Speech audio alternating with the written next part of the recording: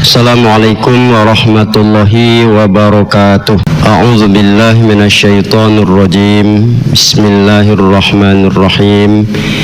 Innallaha ya'muru bil 'adli wal ihsan wa ita'i dzil qurba wa yanha 'anil fahsya'i wal munkari wal baghi ya'izukum la'allakum tadhakkarun. Hamdan wa syukran lillah wassalatu wassalamu ala rasulillah man la nabiyya ba'dah.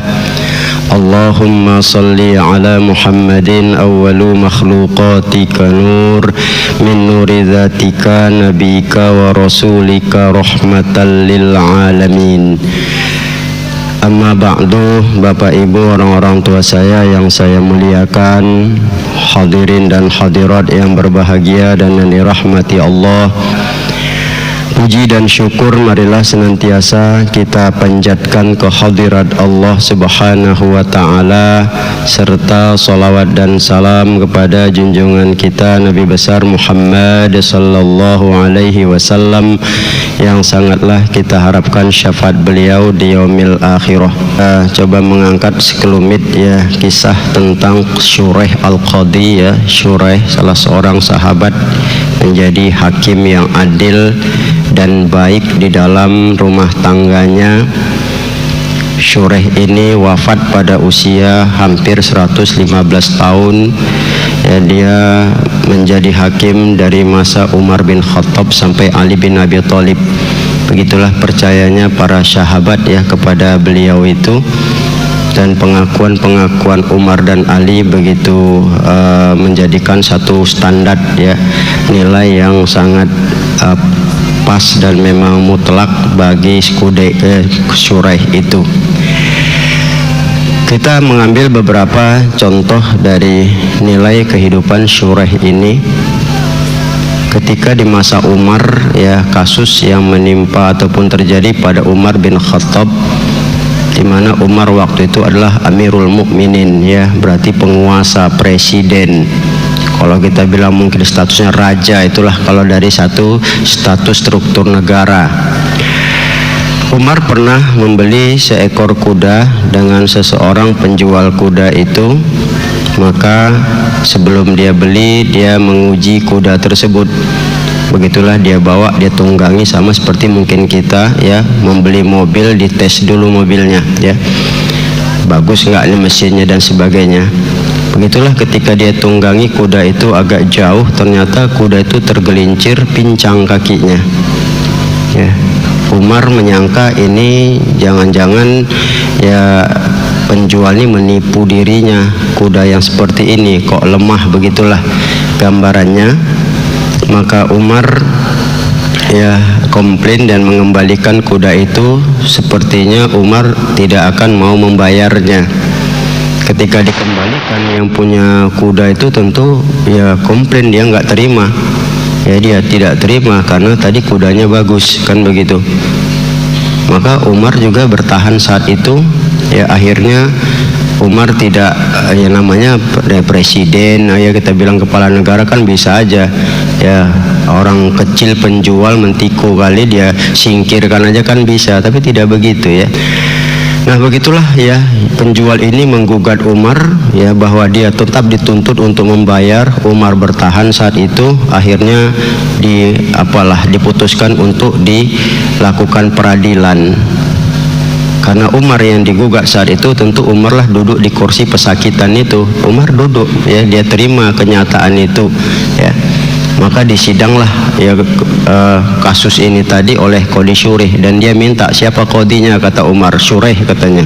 Kata siapa dia? Karena itulah ya, tahu sampai tukang jualan pun tahu kok Shuraih itu sebagai qadhi yang adil. Itu sampai pedagang tuh dia menunjuk Shuraih itu qadhinya katanya. Umar setuju. Maka Umar didudukkan di kursi pesakitan itu ya. Setelah itu diproses ya, perkaranya itu akhirnya ditetapkan oleh Shuraih ya. Engkau wahai Umar ya, bayar ya harga kuda itu. Kalau kau tidak mau bayar, kau kembalikan kuda itu seperti semula tanpa cedera sedikit pun. Itulah keputusannya. Apa yang terjadi sama Umar? Umar tersenyum, dia senang Yang seperti inilah yang aku inginkan, kata Umar. Padahal presiden dia. Kenapa? Karena jelas tadi waktu dibeli masih bagus kuda itu. Ketika dia tunggangi, berarti yang tukang tunggangnya itulah sebetulnya yang melakukan kekeliruan. Makanya Qadhi Shuraih memutuskan, Umar, kau bayar itu harga kuda itu. Kalau tidak, kau kembalikan seperti semula. Ya bagaimana mengembalikan seperti semula? Kan itu masalahnya. Nah, kemudian kasusnya kan jelas, sebab siapa? Nah inilah kalau kita lihat ya, Umar tersenyum, dia senang.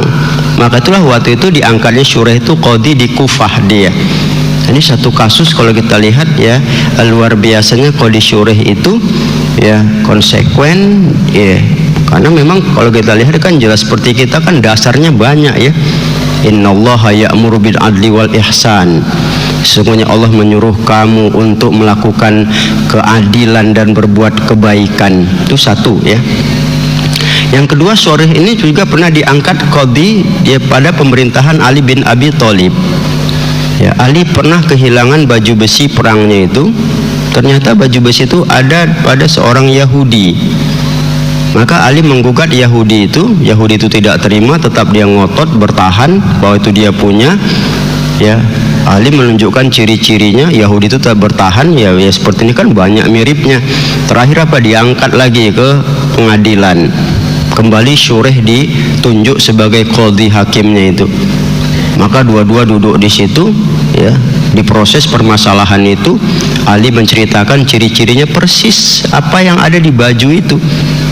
Tapi ketika Shuraih menanyakan pada Ali, ada nggak saksinya bahwa ini engkau punya? Di situ Ali tidak bisa ya mengemukakan saksi. Akhirnya apa? Bahwa baju ya besi itu milik Yahudi itu ditetapkannya, walaupun sebetulnya punya Ali bin Abi Thalib. Karena tidak ada dasar yang menguatkan lagi dari hal tersebut, tidak ada saksi. Akhirnya ya Yahudi itu dimenangkan oleh ya Qadhi Shuraih. Ali bagaimana sebagai Amirul Mukminin? Dia terima, dia senang, dia bahagia melihat keputusan Shuraih itu. Ternyata Yahudi itu ya dia apa ya, heran dan kagum. Seorang penguasa yang bisa saja bertindak untuk ya menjebloskan dia, menghukum dia karena mengambil, malah dikalahkan pada saat itu. Ya, akhirnya dia minta maaf sama Ali, dia jujur mengatakan, ini sebetulnya kau punya wahai Ali, aku memang mengambilnya. Jadi kenapa kau lakukan seperti ini? Aku hanya ingin bukti ya. Memang Islam itu memang sangat agama yang sangat adil, tidak memandang siapapun, bahkan penguasa sekalipun tunduk di bawah aturan hukum yang ada. Kalau begitu ya aku masuk Islam lah, kata Yahudi itu. Masuk Islam Yahudi itu karena dia pengen bukti. Kan ini masalahnya, betul nggak Islam itu adil? Inilah kalau kita lihat ya. Nah ini satu, kita bilang Qadhi Shuraih itu kembali menjadi satu ya standar hakim yang ya konsekuen di dalam menegakkan hukum. Nah ketika dia berumah tangga, Qadhi Shuraih ini melamar seorang gadis desa.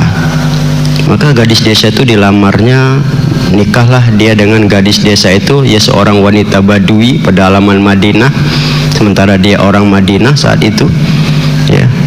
Sampailah mereka ya akad di pelaminan, sampai malamnya sebelum dia ya mendatangi istrinya itu Qadhi Shuraih sholat dulu dia sholat sunat, bersyukur pada Allah. Itu makanya dalam kitab sholat sunat itu ada sunat al-arus ya, sunat sesudah menikah itu ada anjurannya itu. Sholat sunat lah dia ya. Ternyata di belakang istrinya sholat sunat juga ya. Maka selesai sholat sunat itu dia berbalik, dia hadapkan mukanya kepada istrinya itu, dia mau megang tangan istrinya. Ya dia mau pegang tangan istrinya itu, istrinya bilang sebentar bang, dengan lembut mengatakan, kalau bahasa kita sebentar dulu ya bang, begitulah. Ya apa rupanya katanya, aku ingin ya mengatakan ya, hal-hal ya dalam rumah tangga ini sebelum lebih jauh aku sebagai istrimu. Sekarang memang aku sah menjadi istrimu, engkau jadi suamiku. Sebelum aku berbuat lebih jauh terhadap dirimu untuk hal yang baik dan benar, dulu aku ini punya pariban di suku aku. Ya, kalau bahasa kita gitu ya, di suku aku itu ada pariban, artinya orang yang layak untuk mengambil diriku. Engkau juga mungkin begitu. tapi karena Allah mentakdirkan, ya engkau jadi suamiku, ya aku jadi istrimu. Nah, tentu aku ini orang asing bagi dirimu, kau juga orang asing bagi diriku.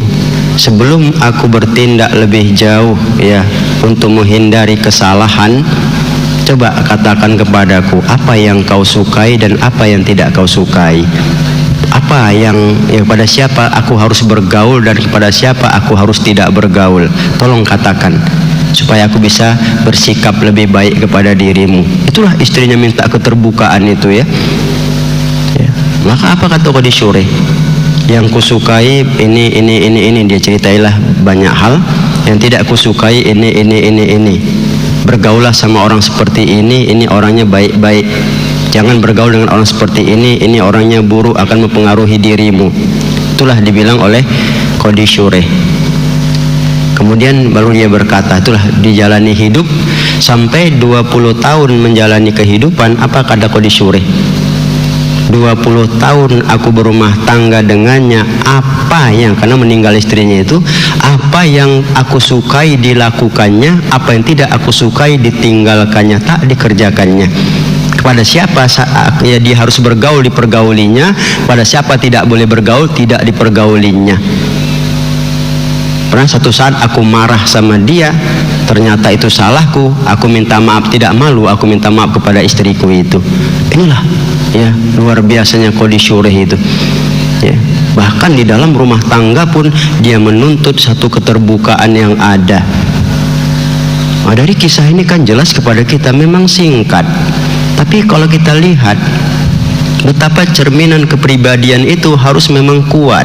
Dimanapun posisi kita memang harus kuat, harus konsekuen, punya prinsip. Ini yang perlu. Kita ini kan kadang nggak ada prinsip, nggak istiqomah, nggak tentu-tentu, kadang berbulak balik sifat itu kita bilang. Ya kadang kan lagi perlu baik, lagi nggak perlu. Nah inilah, apalagi dalam rumah tangga kan 20 tahun katanya tak pernah istrinya itu, ya, melakukan hal yang tidak disukainya. Apa yang disukainya dikerjakan. Ini kenapa? Karena adanya keterbukaan. Itulah perlunya, sehingga misunderstanding itu, ya, kesalahpahaman itu bisa terhindar. Bisa terhindari kesalahpahaman itu dalam hidup ketika kita mau ada keterbukaan. Ini kan kita tertutup, sikit-sikit berondok, sembunyi, ditanya nggak tahu, pura-pura apa. Kenapa nggak tambah curiga orang kan? Ya, tambah curiga orang sama kita, apalagi dalam rumah tangga. Apa nyamannya kecurigaan itu makin diperbesar. Apalagi indah dan nikmatnya berumah tangga itu kalau seandainya seperti itulah yang terjadi. Ya, suami mencurigai istri, istri juga sama suami.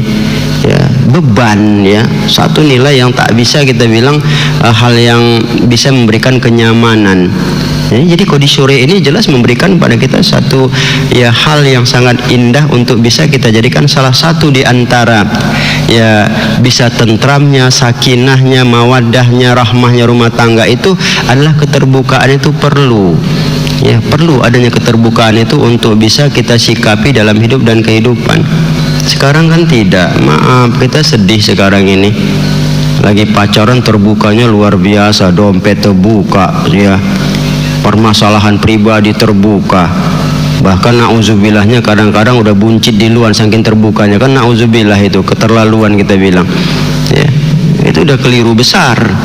Harusnya kapan keterbukaan tuh? Ketika sudah halal, ya, itu baru jelas, baru silahkan keterbukaan itu. Kenapa? Sudah ada hak dan kewajiban.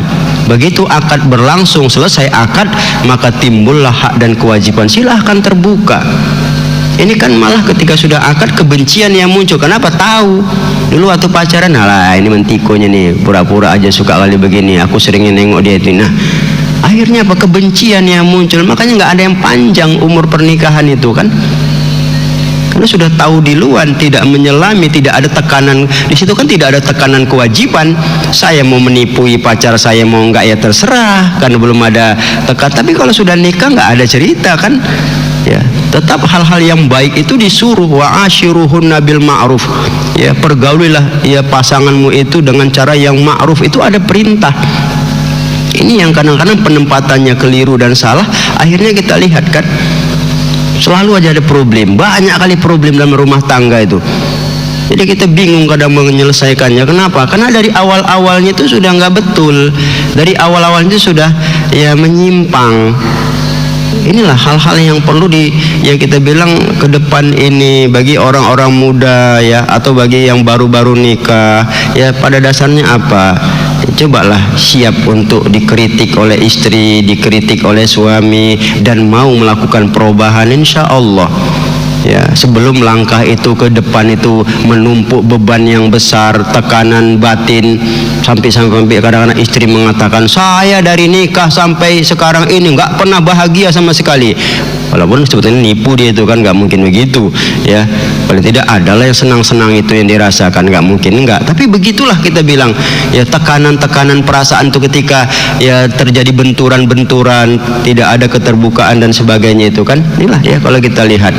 Makanya kalau disuruh itu mengakui baik sekali istrinya itu kan, sampai dia pun ya ketika salah pun dia akui dia salah, dia minta maaf. Ini ya kadang-kadang kan kita mentang-mentang kepala rumah tangga apa maaf biar dia tahu dulu, padahal kita yang salah. Kadang ini kan keliru besar ya, keliru besar di dalam kenyataan yang ada. Adalah ya sekelumit kisah inspiratif bagi kita yang perlu siapapun status kita dimanapun, pada dasarnya konsekuen kepada nilai pribadi, sikap-sikap yang baik itu, punya prinsip dan istiqomah, insya Allah yakinlah ya pasti kita berterima dan diterima dimanapun dan kapanpun. Yang pasti bahwa Allah menyukai orang-orang yang berbuat keadilan. Innallaha yuhibbul muqsitin, Allah mencintai orang-orang yang berbuat keadilan.